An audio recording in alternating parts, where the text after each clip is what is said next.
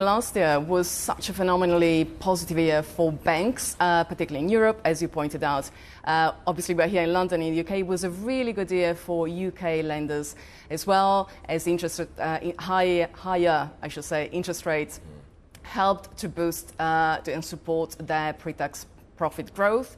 And as those spikes in interest rates weren't necessarily passed on to consumers. Yeah, one wonders, of course, then what happens this year as things perhaps begin to peter off a little bit towards the latter part of this year, headed into next year.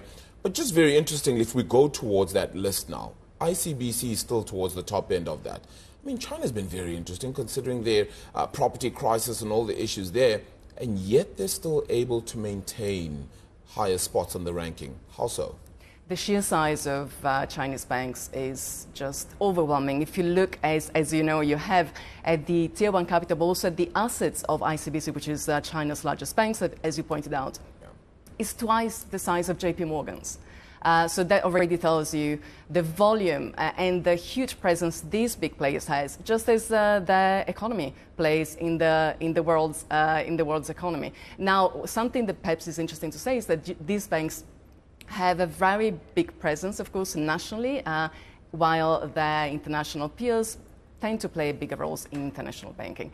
But this is for now, so we need to see what's going to happen as the world keeps on evolving. So there's a lot of data in this report, a lot of good, a lot of bad, and I'll just go straight to the bad. So if I just go to the negative side here, and we're all wondering what's going to happen when the credit cycle eventually catches up with some of the banks. It's been such an easy period for the banks to date, but you've got Finland's banks, so the highest year-on-year increase in stage 2 loans at 40%, Sweden at 39%, Taiwan at 35%, Australia and German banks with loans accounting for a higher share of all gross loans at 17% and 10%. So there are a couple of red flags in the industry here. There are, and it's such an interesting thing that our research team picked up. So stage 2 loans are loans, as we know, that's where the risk has increased. So the borrower isn't insolvent yet, but definitely all the red flags are going up. And so we've noticed that as higher interest rates, of course, have boosted bank profitability, they may have also put some of these bank clients under pressure.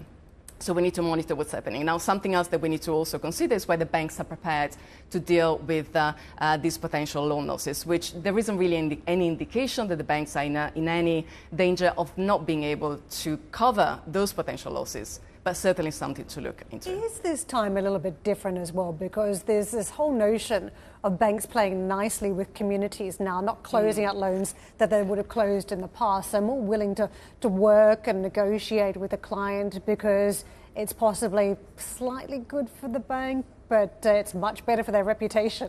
Absolutely, reputation is such a big, important issue for banks. I think we're completely out of the banker bashing phase that we all entered after the financial crisis, and certainly these profits actually for UK banks as well have been the highest since the global financial crisis.